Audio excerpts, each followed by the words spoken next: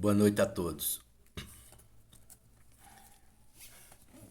Hoje é o 17º Concílio Ecumênico de Ferrara, Florença, 1438 a 1443. Depois do Concílio de Constância, o Papa Martinho V, 1420, retornou a Roma.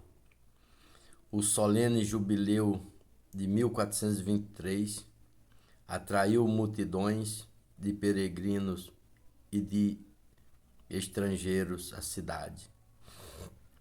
A cidade eterna.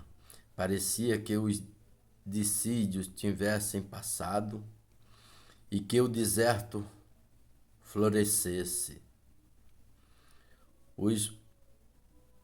Os lutuosos casos do Sínodo de Basileia, 1431, tiveram o resultado de fazer calar definitivamente a tese da superioridade do concílio sobre o Papa, mas deixaram o papado mesmo quase exausto. No entanto, os gregos reabriram suas disputas no estilo bizantino de triste memória.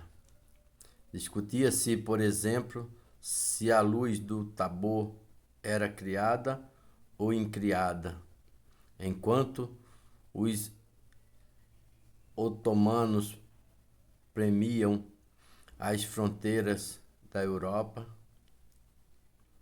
ameaçando varrer o cristianismo. Finalmente, advertiu-se a necessidade de apaziguar o Oriente com o Ocidente. Para se fazer frente ao inimigo comum, os próprios gregos solicitaram um concílio. Era esse o próprio programa e voto do Papa Eugênio IV, que pagou as despesas de viagem, sustento e alojamento dos gregos, convocou o concílio para Ferrara e o fez instaurar em 8 de fevereiro de 1438 pelo seu legado, Nicolau Albergarte. Os gregos sentavam-se à direita, os latinos à esquerda, e no meio o livro dos Evangelhos. Depois de 17 sessões plenárias, por temor da peste, o Papa Eugênio transferiu o concílio para Florença, onde a 2 de março de 1439 recomeçaram-se os trabalhos que até então estavam instalados na controvérsia sobre a fórmula Filioque, a propósito da procedência do Espírito Santo. Os gregos, considerando a hierarquia das 3 pessoas divinas, sustentavam que se deveria dizer: o Espírito Santo procede do Pai pelo Filho. Os latinos, ao contrário, insistindo no que é comum às pessoas divinas, eram pela fórmula tradicional: o Espírito Santo procede do Pai e do Filho.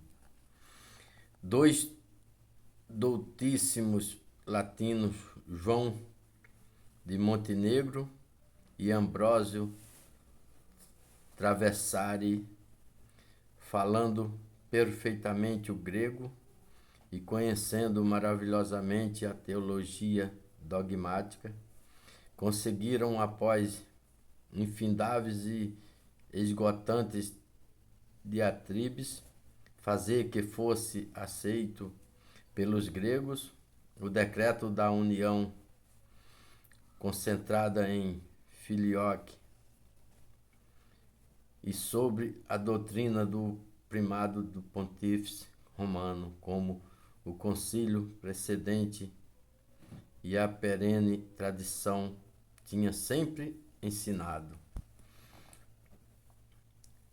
Alegram-se os céus e exulta a terra. Começa o documento conclusivo do concílio, redigido em grego e em latim, sobrescritos pelos irmãos até então divergente. O concílio permaneceu aberto mesmo depois da partida dos gregos, porque estavam em curso os tratos para a reconciliação dos armênicos e jacobitas com Roma, que felizmente em 1442 se concluíram. O Papa Eugênio propagou o concílio, transferindo-o para Latrão, em Roma. Durante a ausência do pontífice, a cidade fora reduzida a misérias condições, com as igrejas em ruína, as casas reduzidas a taipas, os arredores infestados de assaltantes. A propagação favoreceu o retorno de outros dissidentes à unidade da fé. Aqui foi um concílio menos dolorido do que o de ontem. O de ontem foi bem pesado para nós, mas hoje foi como se tivemos a ajuda de Simão Cirineu, ajudando a Jesus a carregar a cruz para o Calvário. E estou hoje um pouquinho atrasado, porque por motivos de força maior, mas aqui foi concluído este concílio. Aqui está a foto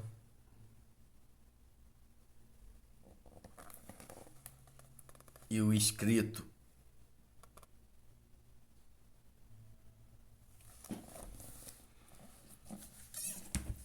Tenha uma boa noite a todos. Fique com Deus. Salve Maria Santíssima, Rainha dos Anjos e dos Homens. Amém.